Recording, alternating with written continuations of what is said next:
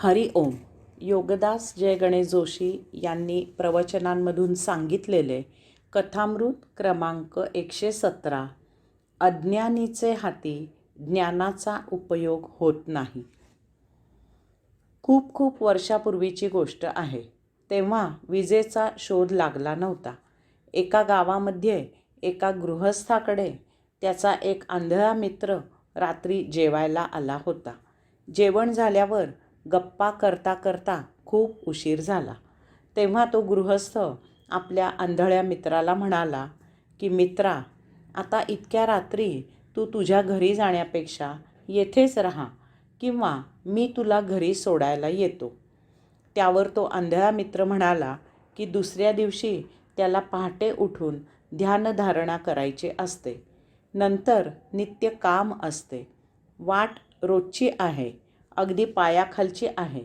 तेव्हा तो एकटा अगदी आरामात जाऊ शकेल. काहीही काळजी करायचे कारण नाही. तेव्हा त्या गृहस्थाने आपल्या मित्राला एक कंदील लावून दिला. हेतू असा की जरी आंधळ्या मित्राला दिसत नसले तरी समोरून येणाऱ्याला आंधळा मित्र दिसावा. कंदील घेऊन तो आंधळा मित्र आपल्या घरची वाट चालू लागला. तरीही वाटेत एक मनुष्य त्या आंधळ्यावर येऊन आपटला.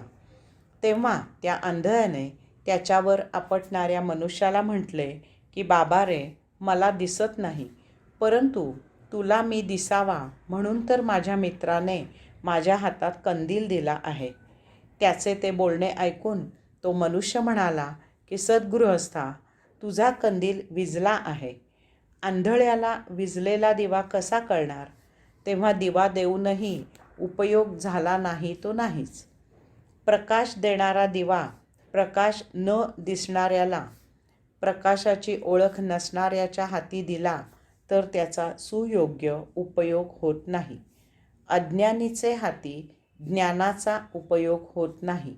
कदाचित अजाणतेपणे किंवा जाणून बुजून किंवा अज्ञानाने दुरुपयोग मात्र होऊ शकतो. आज या कलियुगात असेच चालले आहे. अणुशक्तीचा शोध मानवाने अतिबुद्धी चालवून लावला, परंतु त्याचा उपयोग माणसे मारण्यासाठी, पृथ्वी नापीक करण्यासाठी, ही सृष्टी बेचिराख होण्यासाठी केला जातो. याचे कारण ती अणुशक्ती वापरणाऱ्याला आत्मज्ञान नाही. त्यामुळे त्याला जे आहे ते अज्ञानच आहे. उपनिषदांतून उच्च रवाने ऋषी सांगत आहेत की परमात्म्याचे ज्ञान हेच एकमेव ज्ञान आहे. बाकी सर्व अज्ञान आहे. मानवाने कितीही बुद्धिमान असे शोध लावले, अगदी अत्याधुनिक यंत्रणा शोधून काढली, तरी हे सर्व शोध भौतिक वस्तुजगताचे, भौतिक वस्तुजगतासाठी, भौतिक उपयोगासाठी, भौतिक उपभोग घेण्यासाठी असतात.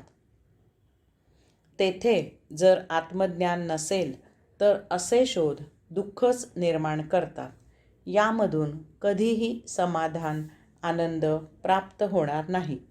परंतु आत्मज्ञान असेल तर असे शोध लावून किंवा न लावूनही मनुष्य चिर शाश्वत कैवल्यानंद प्राप्त करतो.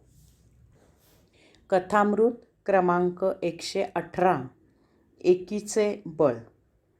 एकदा एक हत्ती अति मातला होता. त्याला आपल्या अजस्त्र देहाचा, आपल्या ताकदीचा गर्व वाटू लागला होता. आपल्या एवढा बलदंड मोठा प्राणी जंगलात दुसरा कोणीही नाही हे पाहून तो सर्व प्राण्यांना तुच्छ लेखू लागला.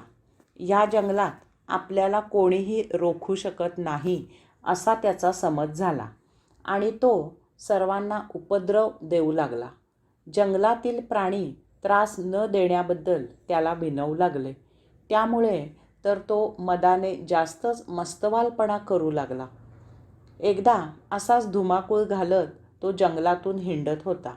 एका झाडाच्या फांदीवर एका गरीब बिचाऱ्या चिमणीने घरटे बांधले होते आणि त्यात तिने अंडी घातली होती. ते पाहून त्या मस्तवाल हत्तीने ती झाडाची फांदी आपल्या सोंडेने तोडून जमिनीवर फेकून दिली. गरीब बिचाऱ्या चिमणीच्या पिलांची अंडी फुटून गेली. चिमणी धाय मोकलून रडू लागली. तिचे ते रडणे ऐकून तेथे एक सुतार पक्ष्याचे जोडपे आले आणि तिचे सांत्वन करू लागले. काही दिवसांपूर्वीच त्यांच्या पिलांची अंडी अशाच प्रकारे या हत्तीने फांदी तोडून उडवून दिली होती. तेथे जमिनीवर एक बेडूक हे सर्व ऐकत होता.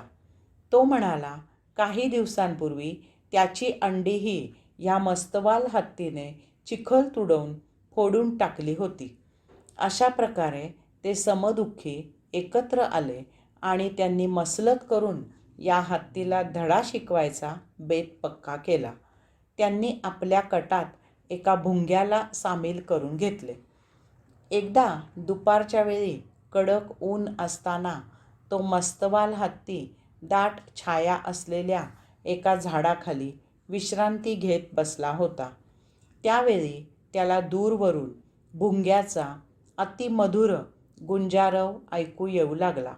हळूहळू तो गुंजारव हत्तीच्या जवळजवळ येऊ लागला. त्या गुंजारवात तो हत्ती अगदी तल्लीन झाला. इतका तल्लीन झाला की तो डोळे मिटून मान हलवू लागला. ही संधी साधून सुतार पक्षाच्या जोडप्याने त्या हत्तीच्या दोन्ही डोळ्यात आपापल्या अतितीक्ष्ण अशा चोचा खुपसल्या आणि क्षणार्धात तेथून दूर पळ काढला. त्यामुळे त्या हत्तीच्या डोळ्यातून रक्त वाहू लागले आणि तो अंध झाला. तोंडाने चित्कार करत विव्हळू लागला.